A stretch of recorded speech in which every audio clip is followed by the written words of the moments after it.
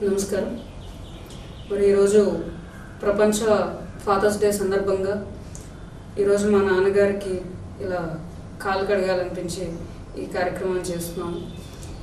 చిన్నప్పటి నుంచి అన్నీ తానే ప్రతి అడుగులోనూ నాకు తోడుండి ప్రజా సేవ కోసం చిన్నప్పటి నుంచి ఎన్నో మార్గాలు చెప్తూ ప్రతినిత్యం నా కోసం కష్టపడుతున్న మా నాన్నగారి కడుపును పుట్టినందుకు ఎంతో అదృష్టంగా భావిస్తున్నాను.